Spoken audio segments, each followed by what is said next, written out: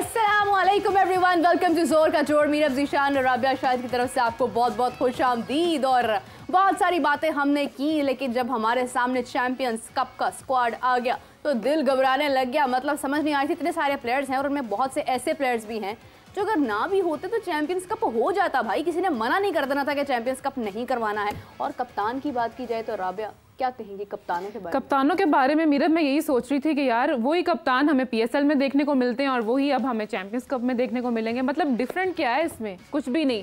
लेकिन देखते हैं चलो क्या होता है। हम कल भी काफ़ी बात की है हमने चैंपियंस कप के हवाले से, फिर इंग्लैंड सीरीज़ भी आ रही है उसके हवाले से भी हमने काफ़ी गुफ्तगू की है। लेकिन आज हमारे साथ मौजूद हैं इमरान सुहेल साहब, स्पोर्ट्स जर्नलिस्ट हैं। अस्सलाम वालेकुम इमरान। वालेकुम अस्सलाम। इमरान, क्या ख्याल है आपका, वही खिलाड़ी कप्तान पीएसएल में वही अब हमें चैंपियंस कप में देखने को मिले, वही हम आगे भी देखेंगे? क्या मतलब है? रिजवान को होना चाहिए था, शाहीन को होना चाहिए था कैप्टन, हारिस को कैप्टन होना चाहिए था। इतनी दहशत है आपकी बात की कि आपका नाम लेने से पहले उसने एक सेकंड का पॉज दिया। मैंने कहा कि मैं क्या ही इनकी इमरान, मैंने कहा अटैक कर देंगे, जरा आराम से बात करें। आपने कहा कि ये लोग होने चाहिए थे और ये वही कुछ है जो पहले था। मतलब आप मुंह इधर कर लें और कोई कहे कि आपके इस फेस पे ये लगा है, मतलब कहे थप्पड़ इस मुंह पे मार दो या इस मुंह पे मार दो, बात एक लाल तो नहीं है। मैं कहता हूँ कि पाकिस्तान क्रिकेट बोर्ड ने जो ये 150 प्लेयर अनाउंस किया, जिसका मोहसिन नकवी साहब हमेशा जिक्र करते थे कि हमारे पास वो ना ग्रुप नहीं है। हाँ, हम पूछते थे कौन सा ग्रुप, हमें व्हाट्सएप ग्रुप नहीं है शायद, पूल मतलब वो।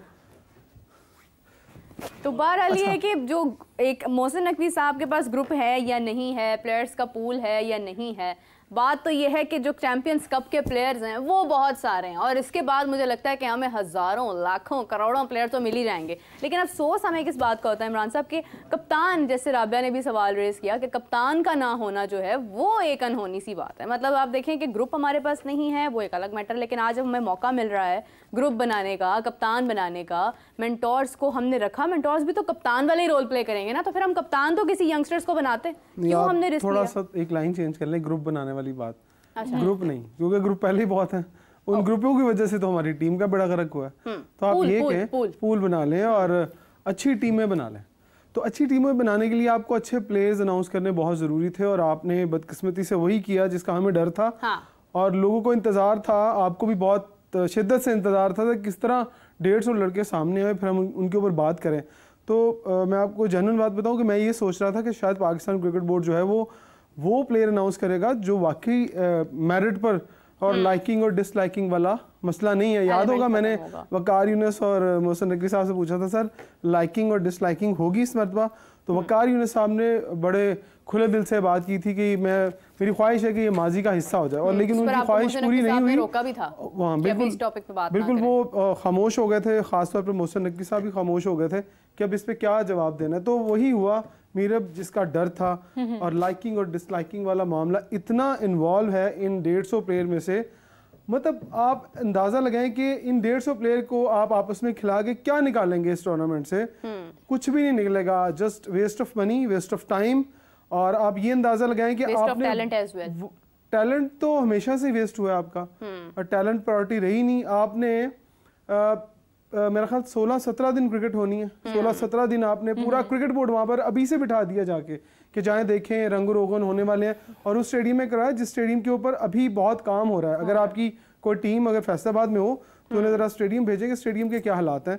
और सबसे बड़ी आज आपको मैं आपके चैनल पे खबर देने जा रहा हूँ, आई डोंट नो इसका रिएक्शन क्या होगा, कि आपकी टीम के पाकिस्तान क्रिकेट बोर्ड के एक सेलेक्टर, नाम नहीं मैं बताऊंगा, और आपकी नेशनल क्रिकेट एकेडमी के एक कोच, बॉलिंग कोच हैं, उन्होंने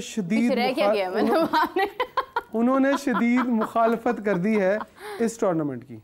और उन्होंने कल एक जगह पर बैठे हुए कहा है कि हमने बहुत समझाया और हम इस टूर्नामेंट के खिलाफ हैं और यहाँ से कुछ नहीं निकलने वाला। जब उन्हें पूछा, अगली बात बड़ी ट्विस्ट वाली है, तो जब उन्हें ये पूछा गया कि सर अगर आपको ये मेंटोर वाली ऑफर होती तो क्या आप ये एक्सेप्ट करते, तो उन्होंने कहा कि हमें पहले ये नहीं पता था कि 50 लाख रुपए एक मेंटोर को मंथली मिल रहा है। अगर हमें ये पहले पता चल जाता तो हम मेंटोर होते। अच्छा, मतलब एग्जैक्टली अगर उन्हें ऑफर की गई और उन्होंने मुखालफत की, मेंटोरशिप की, और उन्होंने कहा कि अगर ये 50 लाख वाली बात पहले हो जाती ना, सामने आ जाती, तो हम फौरन वो ऑफर एक्सेप्ट करते और हम इन टीमों के मेंटोर होते। यहाँ से आप पाकिस्तान के बैठे हुए उन लेजेंड का अंदाज़ा लगाएं कि जो मुखालफत करते हैं और कहते हैं यार ये ठीक नहीं हो रहा, और जब पैसे सुनते हैं तो फिर कहते हो यार मुझे पहले क्यों नहीं बताया। अच्छा वो एक मीम है ना, वो जो कहते हैं कि वो चावलों की देग बढ़ रही है, चलो चलो चलो चलो सारे उठ के उधर निकल जाते हैं। ये तो वही सूरत है। और एक अंगूर खट्टे,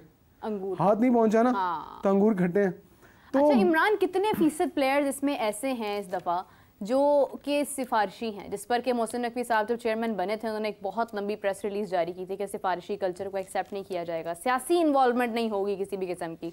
अभी अगर हम देखते हैं तो किस कदर सियासी इन्वॉल्वमेंट है इन प्लेयर्स के पूल में, और कितने % जो है वो सिफारिश है? अच्छा सबसे पहले ये मैं बाद में बताऊंगा, लेकिन पहले मैं आपको ये बता दूं कि ये टीमें बनाई किसने। आपको शायद कहीं से पता चला कि ये टीमें किसने बनाई हैं? नहीं, मैंने आपको बिल्कुल इसीलिए बुलाया कि आप मुझे बताएं कि टीमें कहाँ से बनी। ये टीमें जो पाकिस्तान क्रिकेट बोर्ड में डोमेस्टिक डायरेक्टर हैं, हाँ, खुरम नियाजी साहब, जी जी, ये उनकी सरपरस्ती में सारी टीमें बनी हैं। बेशक उनको नीचे असिस्ट किया है जुनेद ज़िया साहब ने, और साथ जो है वो नदीम खान साहब जो कि इस वक्त टूर्नामेंट के डायरेक्टर भी हैं, उन्होंने आज अपना एक बयान जारी किया है, शायद आपकी नज़रों से वो गुजरा हो कि उन्होंने बल्कि वीडियो उनकी एक बयान के तौर पर जारी की गई जिसमें उन्होंने कहा है कि वो बड़े पुर उम्मीद हैं कि इस टूर्नामेंट से बहुत बड़ा टैलेंट सामने आने वाला है। अच्छा। क्योंकि जब आप एक टूर्नामेंट के डायरेक्टर हैं और आपको सैलरी मिल रही है और मेंटोर्स को 50-50 लाख रुपए मिल रहा है, तो आप कैसे कहेंगे कि ये टूर्नामेंट अच्छा नहीं है? आप तो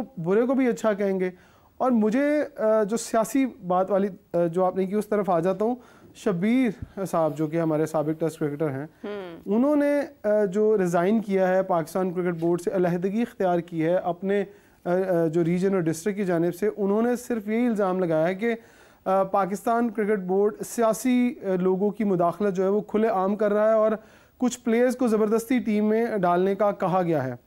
चलें आज आपको एक और बात बता देता हूँ, अगर आप शायद कहनी तो नहीं चाहिए लेकिन फिर भी मैं नहीं रुकूंगा, मैं सीधा सीधा बोल देता हूँ। फ़हीम अशरफ का क्रिकेट करियर किस सियासी बैकग्राउंड के तौर पर जारी रहा जब तक वो खुद इस काबिल नहीं रहे कि शायद उनकी परफॉर्मेंस ऐसी हो गई कि मेरा ख्याल है कोई भी शख्स होता उसको टीम में ना डालता। Hasan Ali no doubt exceptional performances आई, पर उनकी एंट्री कहाँ से हुई? उनकी एंट्री सियालकोट की एक बहुत बड़ी सियासी शख्सियत जिनकी वजह से उन्हें पाकिस्तान टीम में लाया गया। फ़हीम अशरफ को रायवंड की एक बहुत बड़ी सियासी शख्सियत जिनको टीम के अंदर लाया गया। अगर ये सारे मामला आपकी क्रिकेट टीम के साथ चल रहे हैं तो माजरत के साथ आप चैंपियंस कप को छोड़ें, आप जो मर्जी यहाँ करवा लें, आपकी क्रिकेट टीम में कभी भी टैलेंट नहीं आ सकता। अब रोना कौन से लोग बैठकर रो रहे हैं? आप अंदाज़ा यहाँ से लगा लें कि मोहम्मद नवाज आपके लेफ्ट आर्म स्पिनर, उन्होंने कहा कि मैं ज़ाती मसरूफियात की वजह से नहीं खेलूंगा। मोहसिन नकवी साहब ने उनको बुलाया कि जनाब आके आप बताएं कि आपकी ज़ाती मसरूफियत ज़्यादा इंपॉर्टेंट है या पाकिस्तान के लिए खेलना ज़्यादा इंपॉर्टेंट है? आपको थिंक कि उनकी ज़ाती मसरूफियत थी या उनकी ज़ाती मसरूफियत बना दी गई? देखिए जी, मैं ये समझता हूँ कि ज़ाती मसरूफियत या तो फिर सामने लाए पाकिस्तान क्रिकेट बोर्ड के, यार ये इसकी शादी होने वाली है, इसका कोई फैमिली का बंदा बीमार है, इसको कहीं बाहर जाना। ऐसा मेरा अगर मुझे मौका मिले कि यार मुझे कोई नेशनल इवेंट मिल रहा है तो मेरी घर में अब कुर्बानी किसको कहते हैं? आपकी जो फौज आर्मी सर्विसेज में लोग काम करते हैं, ये क्या करते हैं? इनके घरों में ज़ाती मसरूफियात नहीं होती क्या? क्यों ये लोग अपने पाकिस्तान के लिए कुर्बानियां देते? तो भाई ये तो इस तरह से तो इंजर्ड प्लेयर भी बहुत हैं जो खेल नहीं रहे हैं just because of their injuries. माजरत के साथ पाकिस्तान क्रिकेट बोर्ड का जो कल्चर है, जो रवायत रही है, वो प्लेयर्स को बड़ी आसानी से ये कह देना कि प्लेयर्स जो है वो इंजर्ड है, वहाँ सिवाय एक दो, हम एहसानुल्लाह की बात कर लें, एक दो और प्लेयर हैं, बाकी क्या आपको लगता है कि आपके अंडर 19 के प्लेयर्स भी इंजर्ड हैं जिन्होंने अफगानिस्तान के खिलाफ 100 किए? वाहिद वो बच्चा जिसने पाकिस्तान की तरफ से वर्ल्ड कप के अंदर 100 किया, वो बच्चा टीम से बाहर है, वो भी नहीं खेल रहा है इसमें स्क्वाड में। मोहम्मद हारिस विकेट कीपर तो कैप्टन है ना एक टीम के। वो उनकी शादी अब रिसेंटली हुई है, जिन्होंने निकाह हुआ है उनका, ठीक है, और आप निकाह हुआ है, मतलब आप देखें कि क्या उनकी जाती कोई मसरूफियत नहीं थी? एग्जैक्टली, आपकी लाइफ में एक अलग चेंज आया है। ये बिल्कुल ये बहुत बड़ा पॉइंट आपने रेज किया है कि वो ये अपना इवेंट जो था वो इस चैंपियंस लीग के बाद भी, चैंपियनशिप के बाद भी रख सकता था, लेकिन उन्होंने ऐसा नहीं किया। लेकिन फिर वही वाली बात कि आपके प्लेयर्स इतने पावरफुल हैं, मैं आप दोनों को ये बता दूं कि आज वो खड़े होके मोहसिन नकवी साहब के लिए भी अगर मुखालफत में या उनके जो पॉलिसीज़ में उनके ऊपर बात कर लें तो मेरा नहीं ख्याल कि आप उनका कुछ बिगाड़ सकते हैं। और रिसेंटली अगर आप निजी टीवी चैनल्स के ऊपर मुख्तलिफ टेस्ट क्रिकेटर्स को देख रहे हो, हम यहाँ पर इतना खुल के नहीं बोल सकते, मतलब आपके ऊपर भी कुछ चीज़ें वैल्यू रखती हैं कि आपको पॉलिसीज के मुताबिक बोलना पड़ता है। अहमद शहजाद जितना खुल के बोलते हैं, मैं कहता हूँ मैं अगर खुल के बोलूँ ना एज अ जर्नलिस्ट तो शायद मुझे कल 3-4 नोटिस आ जाए और हो सकता है मुझे अरेस्ट भी कर लिया जाए कि आप जरा बताएं कि क्यों ये बातें कर रहे हैं। Exactly. डेफामेशन डाल दी जाए, कुछ भी हो जाता है। टेस्ट क्रिकेटर इतना खुल के बोल रहे हैं कि उन्हें पता है कि अगर उन्हें पकड़ा गया या उनके खिलाफ कोई केस किया गया तो ICC तक बात जाएगी और दुनिया क्रिकेट में मजाक बनेगा। इमरान, ताल्लुकात है ना, रेफरेंसेस है, मैरिड तो है ही नहीं। कल हाफिज साहब ने एक सवाल उठाया कि पैंथर्स के जी कप्तान शादाब है, सुसर और दामाद, मतलब मेंटोर सुसर हैं और दामाद, तो मतलब सब कुछ ही कनेक्टेड है। और सरफराज खुद मेंटोर हैं लेकिन वो खेल भी रहे हैं टीम में, तो मतलब जब आपस में सब कुछ खिचड़ी मच रही है तो फिर हम क्या एक्सपेक्ट कर सकते हैं? देखो हाफिज साहब ने जो बात की बहुत बिल्कुल वैलिड बात की। अभी मीरा भी बात करी थी कैप्टन्स, आपने जब ये चैंपियंस कप शुरू करवाने लगे थे तो आपका क्या मोटिव था? आपका ये मोटिव था ना कि नया टैलेंट सामने आएगा और नए कैप्टन सामने आएंगे। आपने शादाब को तो सेटअप से बाहर कर दिया हुआ है। अगर एज उसकी परफॉर्मेंस देखी जाए, जो रिसेंट टूर्नामेंट्स हुए तो उसकी परफॉर्मेंस नहीं है वो कि आपने उनको बिग इवेंट्स में रखना ही छोड़ दिया। जब आपको ये लग रहा है कि जो दामाद हैं उनके पीछे जो उनके सुसर हैं सकलैन मुश्ताक साहब, वो पाकिस्तान क्रिकेट बोर्ड में एज ए मेंटोर आ गए हैं और बहुत ज़्यादा इन्फ्लुएंस रखते हैं, 50 लाख रुपए लेंगे, और वो क्यों, अगर वो उनकी इतनी पावर है कि वो पाकिस्तान क्रिकेट बोर्ड में एज ए मेंटोर आ गए तो क्या वो उनके दामाद कप्तान नहीं बन सकते? तो मैं आपको ये भी बता दूं कि वो पूरा जोर लगाएंगे कि शादाब खान को किसी ना किसी सेटअप के जरिए कप्तानी की तरफ लेके आ जाए, लेकिन ऐसा होगा नहीं क्योंकि हमें कुछ चीज़ें समझ आती हैं। जैसे मैंने आपको ये कहा था कि बाबर आजम के ऊपर जो पहले टेस्ट में ये बात हुई थी शायद आपके साथ कि उसके करियर का डाउनफॉल शुरू हो गया तो आप लोग हैरान हुए, तो फिर अब आप देख लो उससे कप्तानी भी छिन गई है। अगर बाबर से कप्तानी छिन गई है तो अब मेरा ख्याल है कि बाबर के लिए मैं बहुत खुश हूँ इस बात पे कि बाबर के सर से जो लटकती हुई तलवार थी ना वो उतार ली गई है। और अब कम अज कम अगर बाबर अपने साथ लॉयल है तो वो अपनी गेम की तरफ ध्यान दे और शायद उसका कमबैक हो जाए। ये भी मैं आपको बता दूं कि शायद उसका कमबैक हो जाए और पाकिस्तान के लिए फ़ायदेमंद होगा। लेकिन जो कप्तान लाए गए हैं, ख़ासतौर पर मैंने सरफराज से पूछा कि सरफराज हारिस खेल रहे हैं, रोहेल खेल रहे हैं जो पाकिस्तान अंडर-19 के कप्तान भी रहे और विकेट कीपर भी रहे, इनके होते हुए क्या एज ए विकेट या एज ए क्या खेलेंगे आप? या तो अब वो वक्त आ जाना चाहिए कि मेरा ख्याल है कि छोड़ देना चाहिए उनको क्रिकेट को, लेकिन उन्होंने कहा नहीं मैंने अभी भी क्रिकेट खेलनी है। मैं आपको बताऊं मैं 2001 की बात बताने लगा हूँ आपको। 2001 कितने साल पहले की बात बता रहा हूँ आपको? 23 साल पहले की बात बता रहा हूँ। मैं कराची में एक टूर्नामेंट खेलने गया तो सरफराज उस वक्त उस टूर्नामेंट के दौरान एक साइड पे मेरे सामने प्रैक्टिस कर रहे थे और मैं बॉलिंग कर रहा था। उन्होंने कुछ बॉल भी पकड़ी थी। उस वक्त उनकी उम्र 16 साल थी, अंडर 16 खेले थे।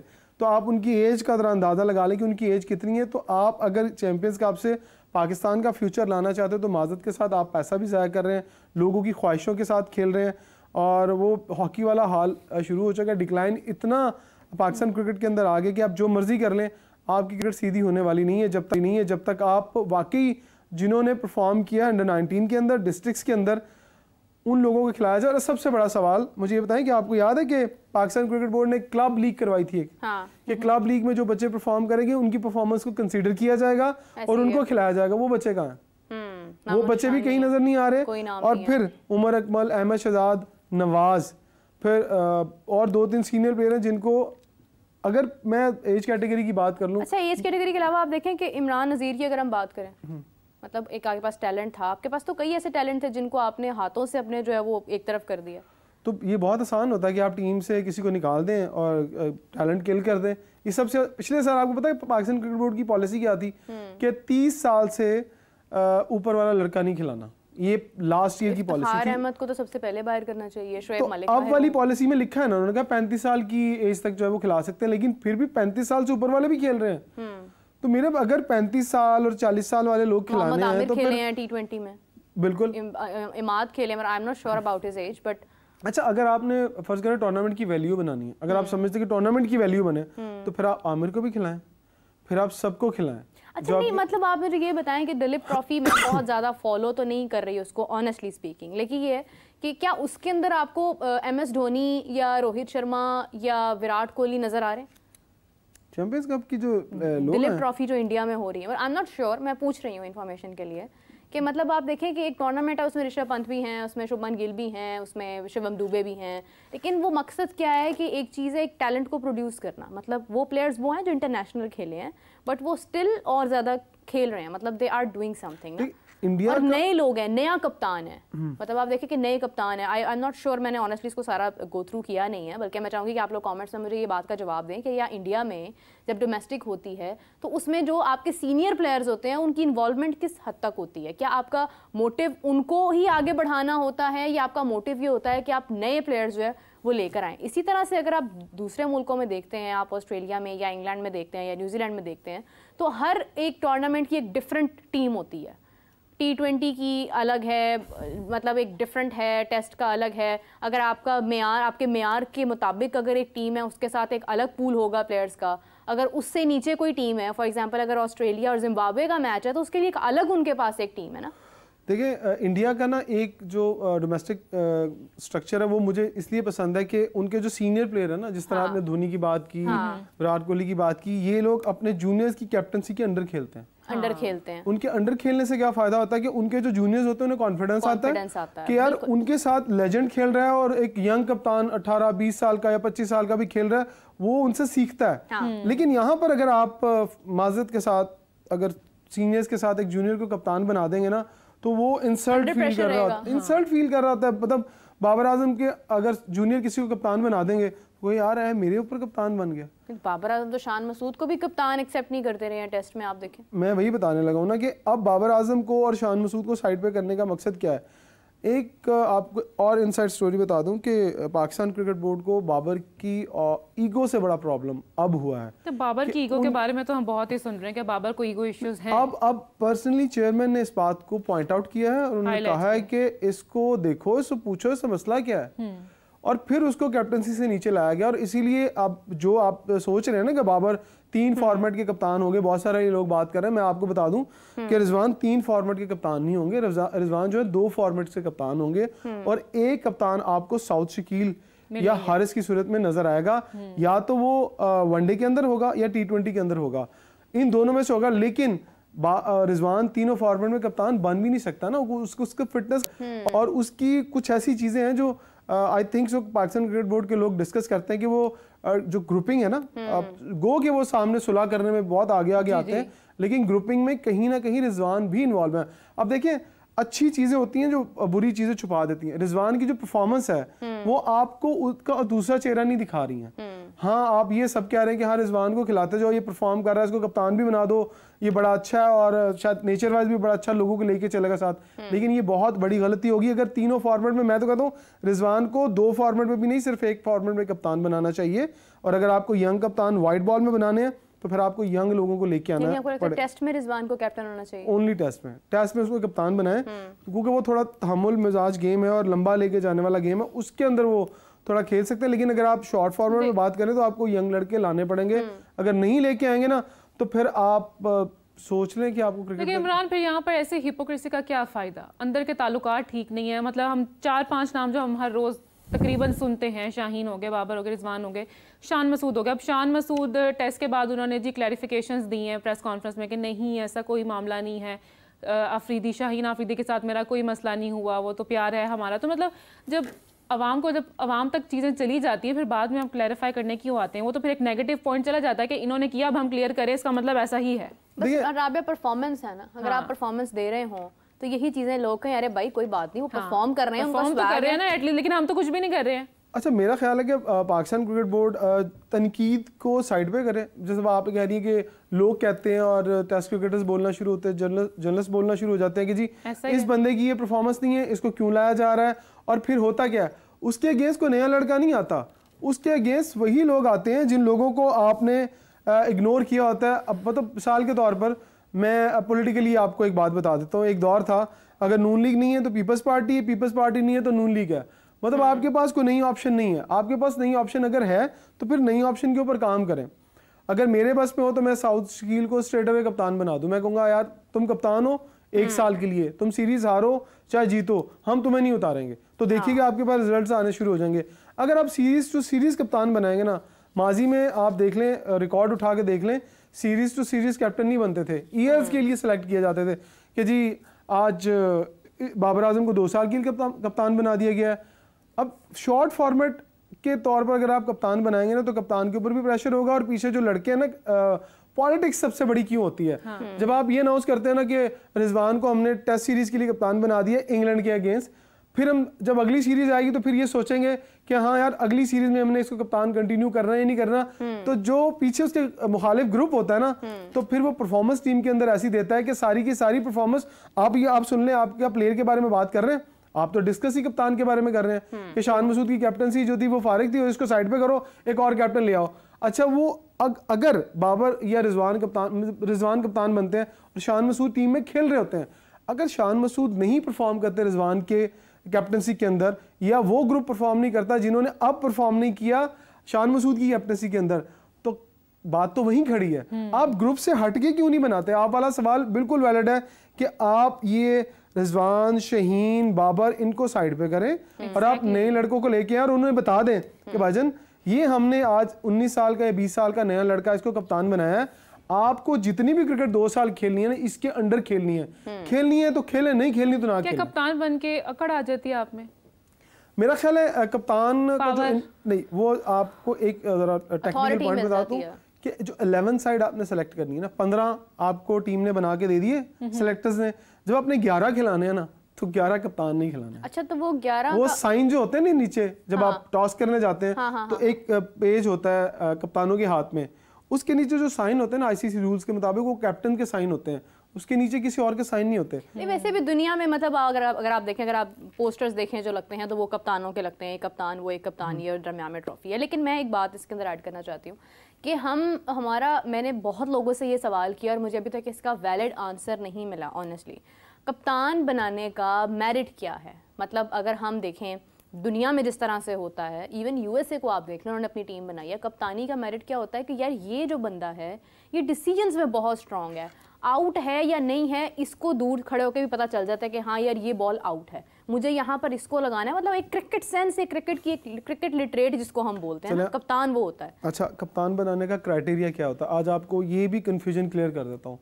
हमेशा कप्तान बनाने का क्राइटेरिया निचले लेवल से शुरू होता है। जब बच्चा अंडर 16 और अंडर 19 को जो कैप्टन होते हैं वहां से कैप्टन को लाया जाता है। जैसे विराट कोहली क्या थे, वो अंडर 19 टीम के कैप्टन थे, उन्होंने अपनी टीम को चैंपियन करवाया, और जब वो ऊपर आए तो उन्होंने कहा यार इस बच्चे के अंदर जो है वो कायदाना सलाहियतें हैं, ये टीम को लीड कर सकता है, इसको कंटिन्यू करें। जैसे शाहीन को पीएसएल के तौर पर बना दिया ना, वो पीएसएल थी, पीएसएल में लाहौर करंदसी से कप्तानी पीएसएल बहुत ऊपर वाला लेवल आ गया ना, मैं वो तो वो मैच्योर हो गया, उससे पहले उसने बड़ी क्रिकेट खेली, लेकिन उससे नीचे फिर उन्होंने उसको पिक किया अंडर 16 के अंदर ही किया, यार इसको हमने फ्यूचर कैप्टन बनाना। हमारा मसला प्रॉब्लम ये है कि हम सिफारशी कल्चर के ऊपर कैप्टन बनाते हैं, लॉबिंग के ऊपर कैप्टन बनाते हैं। बाबर आजम, आपको क्या लगता है कि अंडर 19 में भी वो कैप्टन थे, लेकिन टीम ने उस वक्त भी कोई बड़ा इवेंट नहीं जीता था, लेकिन हाँ जब सरफराज कप्तान थे तो सरफराज अंडर 19 के भी चैंपियन कैप्टन थे, उन्होंने अपनी टीम को बड़ी फतुहात दिलाई। लेकिन एक एज क्राइटेरिया होता है, सरफराज को एक उम्र तक जो था वो खेलना चाहिए था। अगर सरफराज की एज निकल गई है तो माज़रत के साथ उन्हें क्रिकेट अब छोड़ देनी चाहिए। मेरा ख्याल है कि सरफराज जैसे बहुत सारे ऐसे क्रिकेटर्स जिनकी 35 से 40 साल की उम्र दरमियान हो गई है, उन्हें टेस्ट मैच्योर क्रिकेट खिलाएं, उन्हें कह जी आपके लिए ये हमने टेस्ट क्रिकेट है क्योंकि इसमें बहुत एक्सपीरियंस। लेकिन इमरान, हमारे यहाँ ऐसा नहीं है ना, हमारे यहाँ ताल्लुकात है, मैरिट नहीं है, रेफरेंस के बेस पर हम बात करते हैं। और इसी के साथ इमरान ऐड करते हैं हाफिज मोहम्मद इमरान साहब को। अस्सलाम वालेकुम हाफिज साहब। वालेकुम अस्सलाम रामिया। हाफिज साहब, हम कल ही बात कर रहे थे कि कोई मेरिट नहीं है, मतलब ऐसी रेफरेंस की बेस पर जी ऐड हो जाते हैं सारे प्लेयर्स। तो अभी पाकिस्तान स्पोर्ट्स बोर्ड ने ये मुतारिफ करवाया है कि आज के बाद से मतलब खिलाड़ी जो हैं वो मेरिट बेस पर चूज़ होंगे, ट्रांसपेरेंसी की बेस पे चूज़ होंगे, इंश्योर किया जाएगा इस चीज़ को। क्या ख्याल है आपको, ये एक पॉजिटिव मूव है? देखिए, पहली बात यह है कि पाकिस्तान स्पोर्ट्स बोर्ड को सबसे पहले इस चीज़ का तयन करना चाहिए कि क्या खिलाड़ियों को, ये सिलेक्शन तो उस वक्त होगी जब खिलाड़ी होंगे, अगर खिलाड़ी ही नहीं होंगे तो सिलेक्शन क्या होगी। और जो क्राइटेरिया है वो क्या क्राइटेरिया सेट करेंगे कि ये फलां क्राइटेरिया है, उसकी कामयाबियां हैं, या जो भी चीज़ें हैं उसका तयन करना चाहें वो करें, तो उसके ऊपर बात कर लें। पाकिस्तान स्पोर्ट्स बोर्ड को सबसे पहले इस चीज़ को, ठीक है आप कोई भी मेरिट के हवाले से चीज़ों को कोई पॉलिसी बनाते हैं, कोई चीज़ें तय करते हैं, फैसला करते हैं कि हम इस तरीके से आगे बढ़ेंगे और वो आपकी ज़मीनी हक़ाइक़ से मुतसादम ना हो, उसके साथ जुड़ती हों, उसको उसकी मुआवनत करती हों, तो ठीक है, इसमें कोई बुरी बात नहीं। लेकिन पाकिस्तान स्पोर्ट्स बोर्ड क्या लोगों को ये बता सकता है पाकिस्तान के कि पाकिस्तान में जो खिलाड़ी हैं वो सामने कैसे आएंगे? पाकिस्तान स्पोर्ट्स बोर्ड के पास क्या पॉलिसी है? ये जो फेडरेशन को फंडिंग होती है सालाना, क्या इससे फेडरेशन चल सकती हैं? और नौजवानों जो खिलाड़ी हैं उनके लिए पाथवेज क्या हैं? वो कहाँ पर खेलेंगे, कैसे खेलेंगे, उनका खर्चा कौन उठाएगा, वो किस तरीके से ऊपर आएंगे? इस किस्म का तो कोई रास्ता पाकिस्तान में नजर नहीं आता है। फेडरेशन हैं, मतलब हॉकी फेडरेशन है, अभी इसको देख लें कि वो एक तरफ से वो लोग पाकिस्तान हॉकी फेडरेशन में जो इस वक्त की इंतजामिया है, सदर साहब को छोड़ दें, तो बाकी सारे लोग तो गुज़िश्ता 20 वर्षों से 22 वर्षों से 18 वर्ष से ज्यादा वक्त हो गया है। कभी कोच हैं, कभी मैनेजर हैं, कभी सेक्रेटरी हैं, कभी कुछ हैं, कभी कुछ हैं। तो पाकिस्तान की हॉकी तो तरक्की नहीं कर रही है। और इसी तरीके से दीगर फेडरेशंस को भी आप देख लें तो स्पोर्ट्स बोर्ड का जो बुनियादी काम है, सबसे पहले तो आपका एक प्लान होना चाहिए कि आपने मुल्क में खेलों को चलाना कैसे है। अगर आप उसके ऊपर ही नहीं जाते हैं तो ये जो कागजी कार्रवाई है उसके बारे में ये लिख के भेज दें, इसके बारे में ये लिख के भेज दें, इससे कोई फर्क इतना खास फर्क पड़ता नहीं है। तो पाकिस्तान में स्पोर्ट्स कल्चर है ही नहीं है और पाकिस्तान स्पोर्ट्स बोर्ड भी उसके उस सिलसिले में अभी भी जो इस वक्त जो हुआ है ना, अब देखें ये कितने, मतलब है इसको कहा जाए कि ये कितने बेरहम लोग हैं कि अगर उनके बारे में ये खबर आई है या पाकिस्तान हॉकी फेडरेशन ने बयान जारी कर दिया कि हमें स्पोर्ट्स बोर्ड ने ताउन नहीं किया, तो उसके बाद स्पोर्ट्स बोर्ड ने ये खबरें सहाफियों के साथ शेयर की, मालूमात के लिए। असल में मसला ये नहीं था, असल में ये था कि डॉक्यूमेंटेशन ठीक नहीं थी और उनके जारी कर दिए, क्या नाम है उनका, डेली अलाउंस कि इनको इतने पैसे दिए जा चुके हैं, इनको इतने पैसे दिए जा चुके हैं। तो जब आपकी हर जगह के ऊपर इस तरीके से सियासत होगी और सब अपना अपना चेहरा बचाने की कोशिश करेंगे तो खेलें तो आगे नहीं चल सकती हैं। ये एक बड़ी तफसीली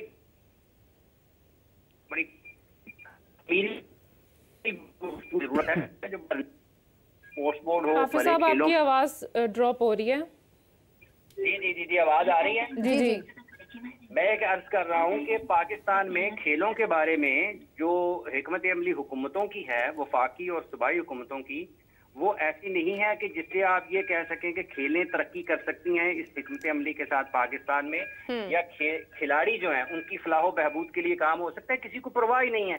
ये सिर्फ सियासी काम करने के लिए सब के सब लोग जो हैं वो नजर आते हैं। और जो हैं वहाँ पर स्पोर्ट्स बोर्ड में भी उनसे पूछ लिया जाए कि आपका सालाना खर्च क्या है, इस बिल्डिंग का और इस आपके स्टाफ का जो सैलरी बजट है वो क्या है, और खेलों के ऊपर कितना खर्च होता है। नेशनल गेम्स पाकिस्तान में जो है वो क्यों ये जो तरह तरह के कोई किसी किस्म का फेस्टिवल करा देता है, कोई किसी किस्म का फेस्टिवल करा देता है, ये सारे मिलके तसलसल के साथ नेशनल गेम्स के ऊपर तवज्जो क्यों नहीं देते हैं, प्रोविंशियल गेम्स के ऊपर तवज्जो क्यों नहीं देते हैं, और उसके साथ साथ जो खेलों में स्कूलों में खेले हैं उनके ऊपर क्यों तवज्जो नहीं देते हैं। तो ये सब की सब चीजें पाकिस्तान में ऊपर से नीचे से ऊपर तक खेलों के मामले में सारा सिस्टम ठीक करने की जरूरत है, जो कि बिल्कुल पूरी तरह से हिला हुआ है। बहुत शुक्रिया हाफिज साहब आपका। जी इमराना मेरे ख्याल में कुछ कहना चाह रहे हैं।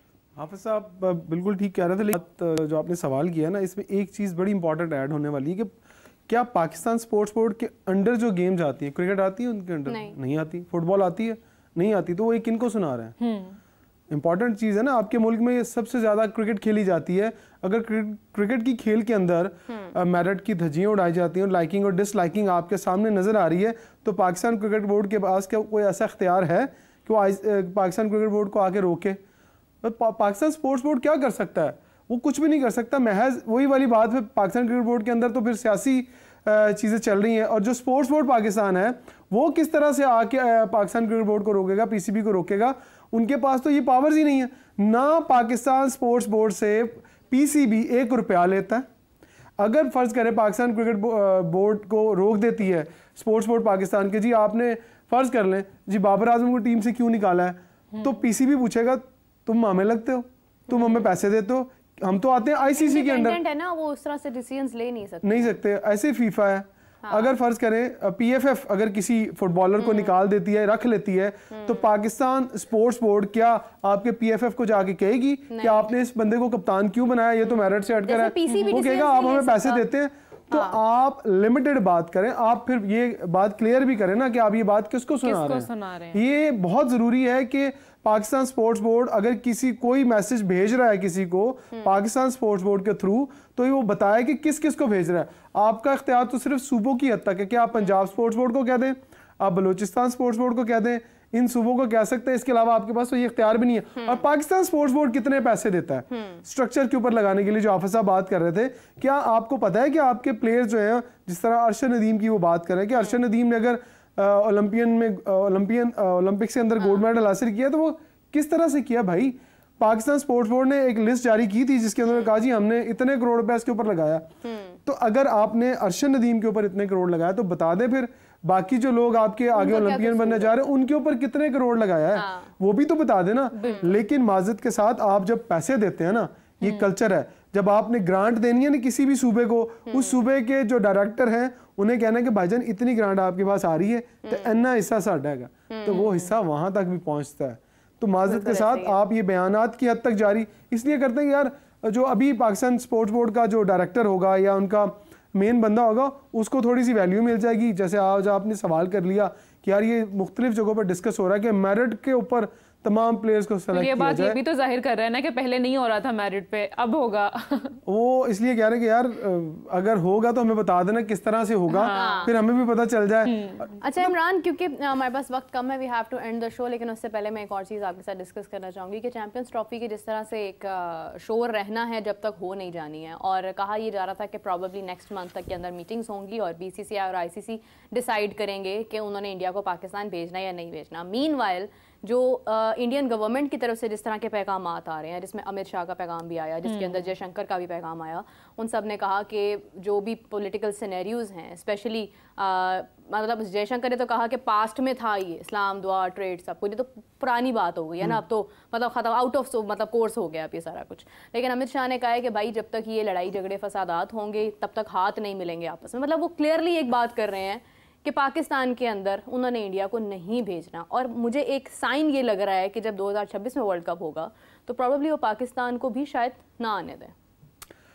मैं थोड़ा सा इसलिए हंस रहा था आपके सवाल के ऊपर कि ये बात हम ना काफ़ी अरसे से कर रहे हैं और आप मुझे बार बार ये बात पूछ के छेड़ती हैं कि पाकिस्तान में चैंपियन ट्रॉफी होगी या नहीं होगी। फिर मैं मजबूर हो जाता हूँ ये बात करने पे कि नहीं होगी। आप चैंपियंस ट्रॉफी तो वो तो एक अलग ही ख्वाब देखने में क्या पाबंदी है? आप ख्वाब देखिए, पाकिस्तान क्रिकेट बोर्ड ख्वाब देखिए, पाकिस्तान क्रिकेट बोर्ड ये भी ख्वाब देख सकता है कि आज इस चैंपियन कप से जो हम टैलेंट लेकर आएंगे, आने वाली चैंपियन ट्रॉफी के अंदर हम लोग इंशाल्लाह चैंपियन बनकर निकलेंगे। और ये बात आज नदीम खान ने बोली अपने बयान के अंदर। उन्होंने कहा, मैं हंस रहा था उनका बयान पढ़ के, कि चैंपियंस कप के अंदर से जो प्लेयर्स निकलेंगे वो आईसीसी चैंपियंस ट्रॉफी के लिए सूदमंद साबित होंगे और हम इंशाल्लाह, उनका ये कहना था कि हम फाइनल में पहुंच जाएंगे। तो मैं उन बेचारों की उस हालत के ऊपर, उनकी ख्वाहिश के ऊपर मुझे ना बड़ी हंसी भी आ रही थी और तरस भी आ रहा था कि हाँ यार आप ये सोच सकते हैं, तो है ना। ख्वाब देख सकते हैं। ख्वाब तभी देखे जाते हैं जब आपकी नीयतें अच्छी हों। ख्वाब देखने में क्या है, जैसे आपने भी चैंपियन ट्रॉफी वाली बात कर ली, सियासी हालात तो इंडिया के साथ आप सोचे भी ना कि कभी ठीक होंगे। लेकिन इसमें मैंने पहले भी कहा था, याद आप पिछले प्रोग्राम में, कि पाकिस्तान के जो सियासी लेवल है ना, जिसमें वजीर आजम या सदर वो अभी खत लिख दें, अभी भी वक्त है। मैं आपको एक महीना पहले ये बात कह के गया था। तो मैं एक बात दोबारा से हैरान हूं Imran, I am sorry I am interrupting you, लेकिन मुझे एक बात की बड़ी हैरत है कि इंडियन गवर्नमेंट की तरफ से पैगामात आ रहे हैं, पाकिस्तान गवर्नमेंट क्यों खामोश है? Why don't they answer, why don't they tell कि हाँ ठीक है, मतलब we are ready to host you. अच्छा, एक लेटर लिखने में क्या हर्ज है? अगर वजीर आजम एक लेटर लिखते हैं, सदर एक लेटर लिखते हैं नरेंद्र मोदी को कि हम खेलों को जज्बे के तहत अपने मुल्क के हमारे जो ताल्लुकात है उसको बेहतर करना चाहते हैं, और भारत की टीम जो है वो पाकिस्तान आए, हम उनका इस्तकबाल करेंगे, उन्हें अच्छी सिक्योरिटी देंगे, मेजबानी करेंगे।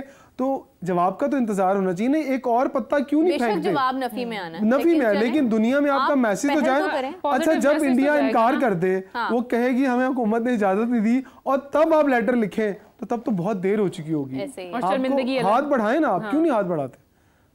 यही मसला सारा कि हम हाथ नहीं बढ़ाते, या तो हमें सोचने नहीं दिया जा रहा उस तरफ, या तो फिर मोहसिन नकवी साहब एक विजन शो कर रहे हैं कि सियासत खेल में वन मैन शो नहीं होता। मेरी आज मोहसिन नकवी साहब, आज मैं फिर आपके प्रोग्राम्स उनको कह देता हूँ कि वन मैन शो कभी नहीं चलता, वन मैन शो हमेशा फ्लॉप होता है।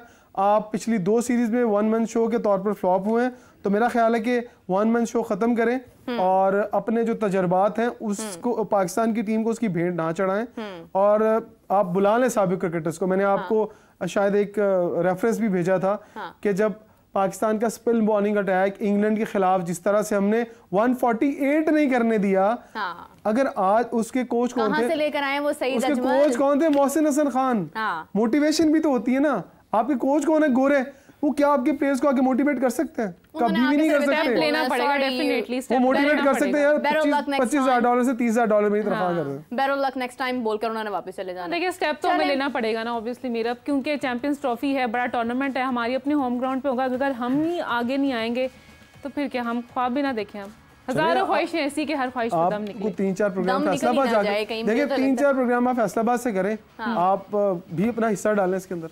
चलें जी, हम फिलहाल तो गुफ्तगू का हिस्सा डाल रहे हैं भरपूर अंदाज से, लेकिन उसका हमें रिजल्ट कोई सामने आता हुआ नजर नहीं आ रहा। लेकिन फिलहाल इसके ऊपर बातचीत का सिलसिला कंटिन्यू करेंगे 4 PM। तब तक के लिए मुझे राबिया को इजाजत दीजिए, and Imran thank you so much for joining us and giving your precious time to us. इसी के साथ साथ हमें इजाजत दीजिए नाज़रीन, बाय बाय।